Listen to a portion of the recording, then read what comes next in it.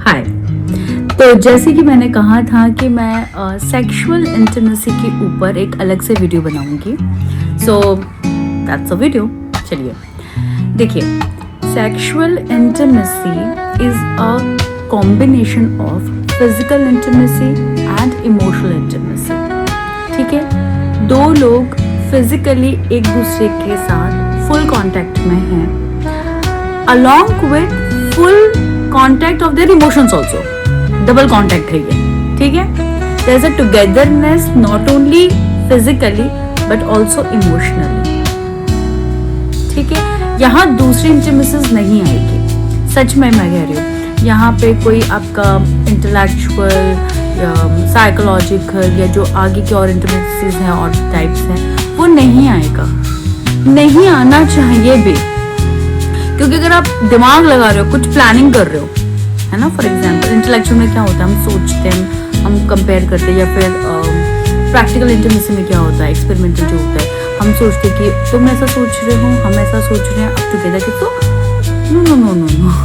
इन sexual intimacy अगर आप दिमाग चला के कुछ कर रहे हो यार कि मुझे इसके साथ ये प्रॉफिट होगा, या फिर प्रॉफिट भी नहीं यार, it is something which you are doing with सोची समझी थिंग ना, that is not sexual intimacy. Sexual intimacy is totally a feeling, एक feeling वाला है जिसमें physically आप लोग एक दूसरे के साथ mingle हो रहे हैं, साथ ही साथ आपके emotions भी intermingle हो रहे हैं, है ना।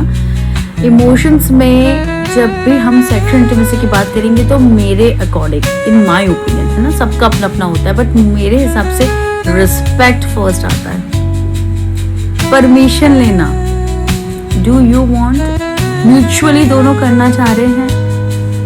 ओके, सो ये कब आएगा, when the emotional intimacy is there. वो इतना समझ होना चाहिए कि yes I am doing something okay physically, so I should पहले तो पूछू तो सही, इंटीमेट तो करूँ मैं। वर्ड भी बोलते हैं ना, इंटीमेट करना मतलब बताओ तो सही, गुजराती में एक वर्ड है जणाओ तो सही, जणाओ इज द वर्ड। ठीक है, so this is the first parameter of sexual intimacy. Second thing is commitment. Commitment also comes out of emotions. Okay, आप समझ रहे हो मैं क्या कह रही हूँ कि आप दोनों फिजिकली इंटीमेट हो रहे हैं, ठीक है, and then you are not taking the responsibility of the relationship, so there is no intimacy, there is no intimacy like that. वो तो बस एक अलग ही चीज हो गई फिर तो, sorry but use and throw हो गया एक्चुअली। तो सेक्सुअली आप किसी के साथ अगर इंटीमेसी करना चाहते हो तो आपको उसके साथ फिजिकली के साथ होते होते इमोशंस, देन उसकी जिम्मेदारी, रिस्पॉन्सिबिलिटी, उसके कॉन्सिक्वेंसेस सबको रखना है अपने जहन में और फिर करना है। That is sexual intimacy.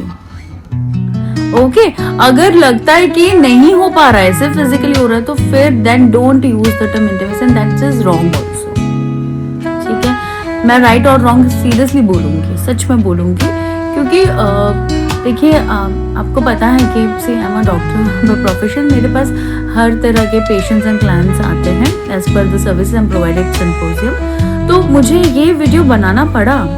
आप समझिए, मेरा हर एक वीडियो एक मैसेज के लिए होता है, समझाने के लिए होता है, और खुद मैं समझती हूँ कोई चीज़ को, उसके बाद ही मैं समझाती हूँ। अनटिल अनलेस मैं खुद उस चीज़ को नहीं एग्जीक्यूट करती हूँ, I never ask anybody to execute that, या फिर मैं बोलती भी नहीं हूँ कि आप ऐसा करिए, है ना। तो this is a very important video, इसको समझिए आप कि before getting physically togetherness with somebody, see whether you are emotionally with that person, yes or no, and not for that particular time period also, after that also.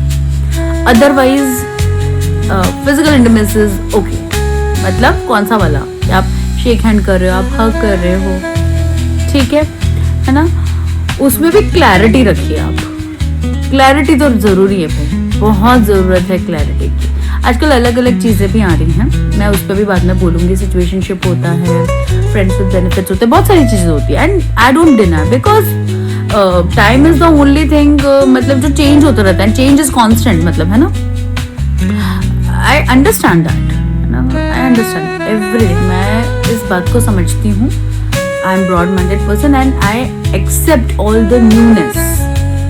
लेकिन अगर आप सच में एक true relationship चाहते हैं, क्योंकि देखिए इमोशंस तो बहेंगे, अगर दो में से कोई एक भी हर्ट होता है ना, तो फिर सोच लीजिए, कर्मा को भी तो हमें बैलेंस करना है ना। मैंने आगे की वीडियोस में बताया था, कर्मा भी तो बैलेंस करना है, तो वो कैसे करोगे? तो बैक टू बैक फिर चीज़ें होती जाएंगी खराब, है ना। फिर अभी इस एज में सबके, कोई टीन एज है, फिर यंग एज है, फिर मिडिल एज है, फिर ओल्ड एज है, फिर एट दी एंड हमें यही होता है कि भाई हमें तो मोक्ष चाहिए, हमें तो हेवन चाहिए, तो कैसा आएगा?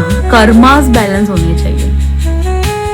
तो सेक्सुअल इंटीमेसी के लिए अगर आप प्रिपेयर नहीं हो ना, then don't go for it. अगर आप पूरी तरह प्रिपेयर हो तो ही सेक्सुअल इंटीमेसी के लिए जाइए, ठीक है।